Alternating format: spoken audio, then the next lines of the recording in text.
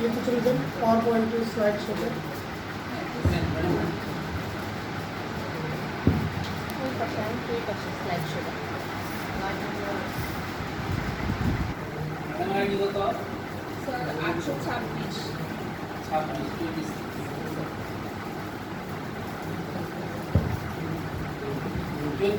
আপনার নামটা কি স্যার?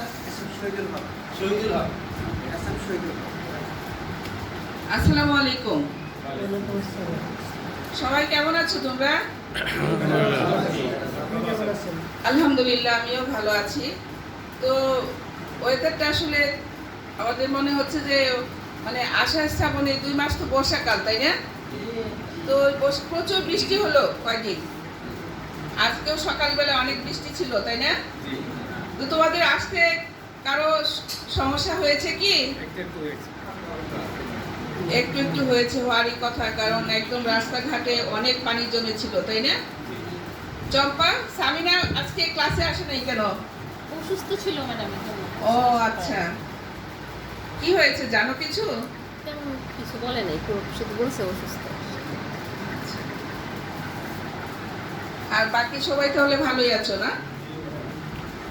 তো সবাইকে শুভেচ্ছা, শুভ দুপুর। আমি আনোয়ারা নীনা, প্রধান শিক্ষক হালিমুন্নেসা চৌধুরানী মেমোরিয়াল বালিকা উচ্চ বিদ্যালয়। তো যাই হোক, তো সবাই আমরা একটু সোজা হয়ে বসি নাকি? যার জায়গাতে একটু সোজা হয়ে বসি। আনোয়ারা নীনা।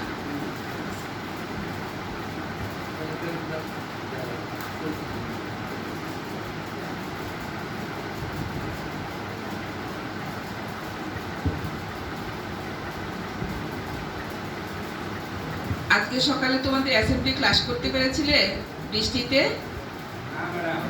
বলতে পারি নাই। তো আমরা সবাই একটু উঠে দাঁড়াই আমরা একটু জাতীয় সঙ্গীতটা 2 লাইন গাই।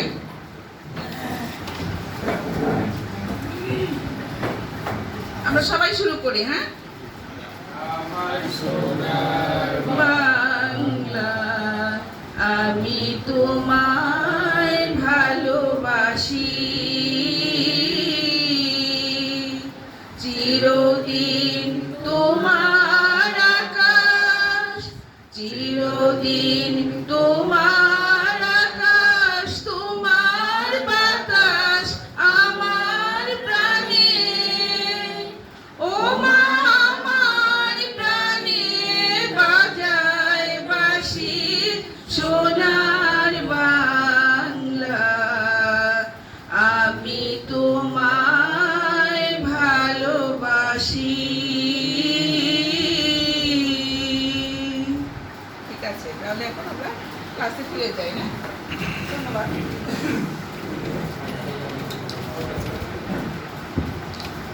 আচ্ছা, সবাই এখানে দেখো তো, আমি একটা ছবি দেখাচ্ছি। এই ছবিটাতে কি কি দেখতে পাচ্ছ তোমরা? চম্পা বলো তো এটা কি? বলো। নিচে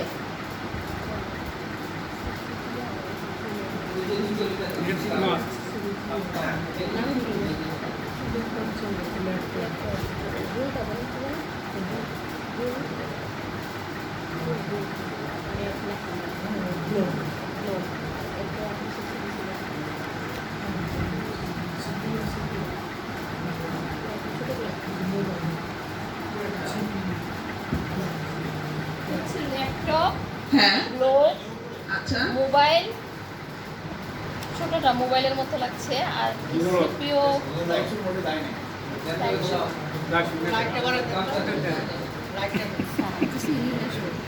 সেরকম লাগতো না।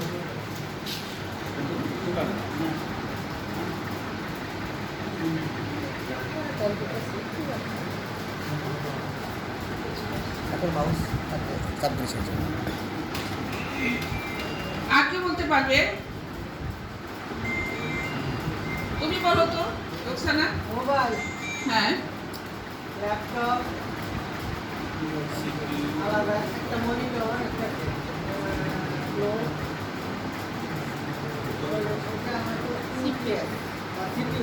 আচ্ছা, সুন্দর বলেছো না? আরো কেউ পারো বলতে? একটু আগ্রহ করে বলি আমরা নাকি? বলো দেখি।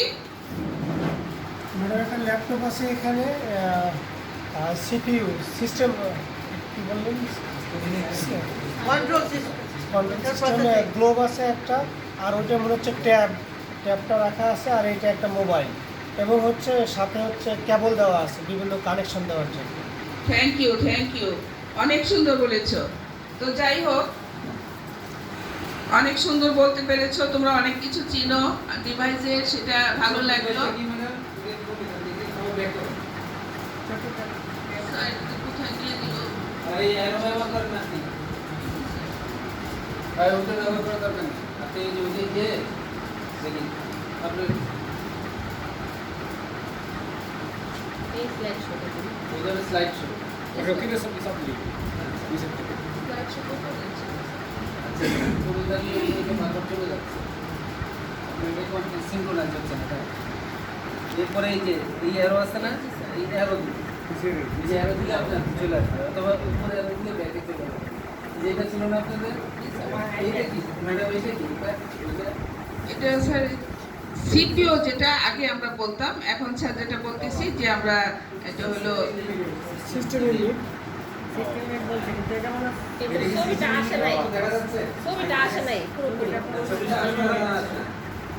এটা কিসের জন্য দিছে? এগুলো চেনার জন্য আর কি, বিভিন্ন ডিভাইস। আচ্ছা, এটা দিচ্ছেন কি মনিটর, তাই জি না? স্যার, জি স্যার, বাটিয়ার। জি স্যার। এটা দিচ্ছেন মোবাইল। মোবাইল, এটা দিচ্ছেন ল্যাপটপ। যেখানে আপনি দিবেন তাহলে এইটার সাথে সিনক্রোনাইজ করে কিসে? ডেস্কটপ দিতে পারেন, আচ্ছা স্যার। তাই না? আচ্ছা, অথবা এখানে যদি হয়, এটা হলো হাব। এই হাব এটা থেকে এখানে আসবে, এখান থেকে বিভিন্ন যে সবগুলো কানেকশন। ঠিক আছে? এখানে সিস্টেম ইউনিট আনার কোনো নাই, যুক্তি নাই এখানে। কিন্তু সিস্টেমটা দেখেন আছে স্যার, এর সিস্টেম ইউনিট আনার কোনো যুক্তি নেই। কেন? আমার এটা সিস্টেম ইউনিট না, এটা সিস্টেম ইউনিট না, এটাও সিস্টেম ইউনিট না। এটার ভিতরে সিস্টেম ইউনিট আছে নাই? কে বলবো? সিস্টেম ইউনিট ছাড়া কিভাবে চলবে এটা? এটা সেন্ট্রাল প্রসেসিং ইউনিট আছে, এটার ভিতরে আছে, এটার ভিতরে আছে। এটা ডেস্কটপের ভিতরে থাকে। এখানে দিতে হবে কি একটা ডেস্কটপ, ডেস্কটপ। যদি এটার সাথে এই শ্রেণীর সাথে আপনি সংযুক্ত করতে চান। ঠিক আছে? Thank you, sir. অ্যারো দিয়ে দেন। Thank you sir.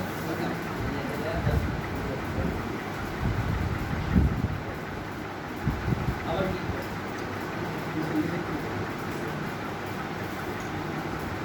খুব সতর্কতার সাথে শুনেন। তাহলে আমরা কি আজকে পজ একটু স্যার। আমরা কিন্তু এখানে কারেকশন হইতে আসছি। পার্ট ঘোষণাটা লেখা যাবে না। ওইটা বলতে হবে মুখে যে তাহলে আমাদের আজকের বিষয় রিড করবেন তথ্য ও যোগাযোগ প্রযুক্তির গুরুত্ব। সাথে সাথে এসে বোর্ডে লিখে দিন তথ্য ও যোগাযোগ প্রযুক্তির গুরুত্ব। পাঠ ঘোষণাটা আমার কি বলতে হবে? মুখে বলতে হবে যে তাহলে আমাদের আজকের পাঠ ঘোষণাটা ওখানে লেখা যাবে না, শুধু এইটা থাকে। ঠিক আছে স্যার? সবাই বুঝতে পেরেছেন? হ্যাঁ, যান। তাহলে আজকে আমাদের যে পাঠটা সেটা কি তাহলে আমরা বুঝতে পেরেছি নিশ্চয়ই একটু আগে আলোচনা থেকে। সেটা হলো তথ্য যোগাযোগ প্রযুক্তির গুরুত্ব। আমি একটু বোর্ডে লিখে নিচ্ছি। এখন আর পড়ে লিখতে হবে। ঠিক আছে, এখন তো হয়ে গেছে ক্লাস। মানে এটা আপনারা যদি প্র্যাকটিক্যালি ক্লাসে যান যখন, তখন এই কাজটা করবেন।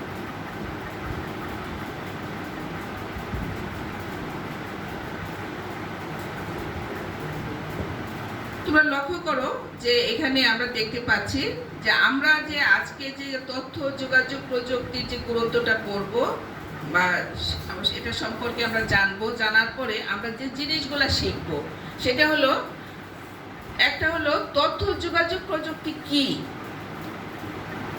তা আমরা বর্ণনা করতে পারবো। আমরা যারা আছি এখানে এই বিষয়টা সম্পর্কে যদি আমরা জানি তাহলে আমরা যেটা শিখবো সেটা হলো কি, তথ্য যোগাযোগ প্রযুক্তি কি তা বর্ণনা করতে পারবো। তথ্য যোগাযোগ প্রযুক্তির সুফল কুফল বলতে পারবো। দৈনন্দিন জীবনে আইসিটি এর ব্যবহার চিহ্নিত করতে পারবো। শিক্ষা, চিকিৎসা, কৃষি, তথ্য যোগাযোগ প্রযুক্তির যে ব্যবহার সেটাও আমরা কি করতে পারবো? বর্ণনা করতে পারবো সবাই, যদি আমরা আজকের এই পাঠটি মনোযোগ সহকারে সবাই শুনি।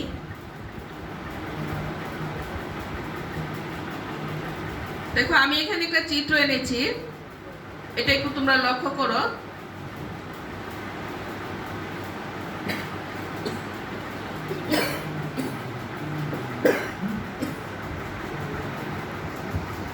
শিক্ষায় আইসিটির ব্যবহার।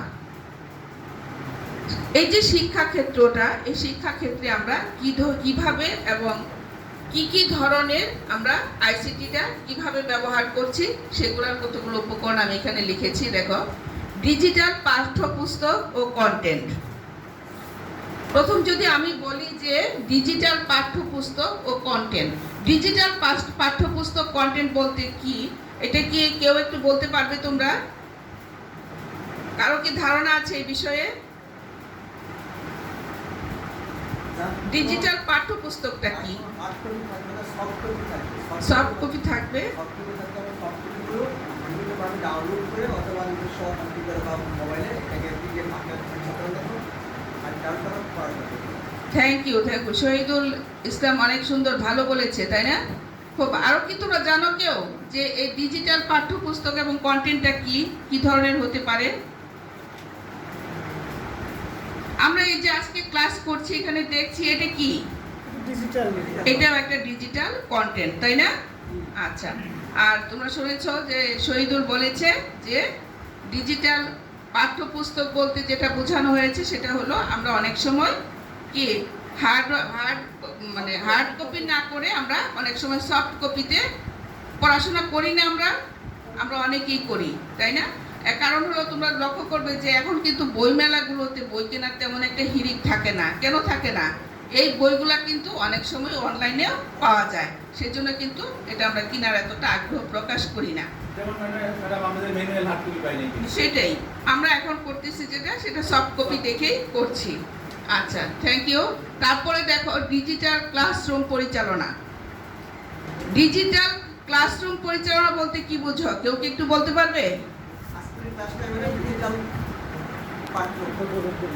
আচ্ছা। মাধ্যমে পরিচালনা করা হচ্ছে।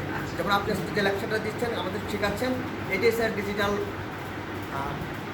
ক্লাসরুম। হ্যাঁ, যেমন আরো হলো কি, আমরা যে প্রতিষ্ঠানগুলোতে আমাদের কি থাকে, একটা মাল্টিমিডিয়া ক্লাসরুম থাকে যেখানে এরকম সাজানো গোছানো থাকে সবকিছু দিয়ে, এই ল্যাপটপ থাকে, তারপরে মানে বিভিন্ন ধরনের ডিভাইস দিয়ে আমরা ক্লাসগুলো করি সুন্দর করার জন্য, তোমাদের মনোযোগ আকর্ষণ করার জন্য, তাই না? আচ্ছা, তো আমরা ডিজিটাল ক্লাসরুম বুঝলাম। সেখানে আর অনেক কিছু থাকতে পারে অত্যাধুনিক, এখন যেগুলো আমরা এখনো পাই নাই, হয়তো আমরা পাবো সামনে, এরকম আমরা প্রত্যাশিত। হ্যাঁ, স্মার্ট টিভি। Thank you. তারপরটা হলো অনলাইন ক্লাস ও দূরশিক্ষণ ক্লাস। এটা কি বুঝো তোমরা? অনলাইন ক্লাস এবং দূরশিক্ষণ ক্লাসটা কি? ম্যাডাম, আগে তো আমরা শুধুমাত্র ক্লাসরুমের টিচার আর শিক্ষার্থীর সম্মুখে যে ক্লাস হয়, এটা অ্যানালগ পদ্ধতি আগে, এইটা এখন আমরা অপ্রস্তুত। আচ্ছা, এই তথ্য প্রযুক্তির যুগে অনলাইনে বিভিন্ন স্যারদের ক্লাস দেওয়া থাকে, সেখান থেকে আমরা সংগ্রহ করে এই অনেক দূরে থেকে এই ডিভাইসের মাধ্যমে আমরা ক্লাস করতে পারি, শিখতে পারি। ধন্যবাদ। উদাহরণস্বরূপ sir, madam zoom class, IPTV class, অর্থাৎ আপনি আপনার জায়গায় বসে ক্লাস নিচ্ছেন, যেটাকে আমরা ভিডিও কনফারেন্স বলে থাকি বা ভিডিও ক্লাস বলে থাকি। আমরা আমাদের জায়গা থেকে গার্জেন বসে ক্লাস করতেছি, আপনি লেকচার দিচ্ছেন, আমরা শুনতেছি, পক্ষান্তরে আমরাও প্রশ্ন করলে আপনি দিতে পারতেছেন। আচ্ছা, এটাকে তুমি কি বলবে? এটা কি অনলাইন ক্লাস বলবে নাকি দূরশিক্ষণ বলবে? এটা তো দুটাই বলা যায়, কারণ যখন আমরা দূরের থেকে শিখতেছি, আপনি এক জায়গায় বসে আছে, আমার বিভিন্ন প্ল্যাটফর্মে আছে, বিভিন্ন জায়গায় আছে, সেখান থেকে ক্লাস আমি দেখতেছি, শুনতেছি, তখন তো দূর প্রশিক্ষণ হয়ে গেল। আর যখন অনলাইন, আর এই মাধ্যমটা কিন্তু আমাদের অনলাইনের মাধ্যমে কিন্তু হচ্ছে এই ক্লাসটা, তাছাড়া কিন্তু সময় হচ্ছে না। সেই ক্ষেত্রে আমি মনে করি শিক্ষণ প্রক্রিয়াটা মূলত অনলাইনে। বলতে চেয়েছিলে, তুমি বলো। ম্যাডাম, এটা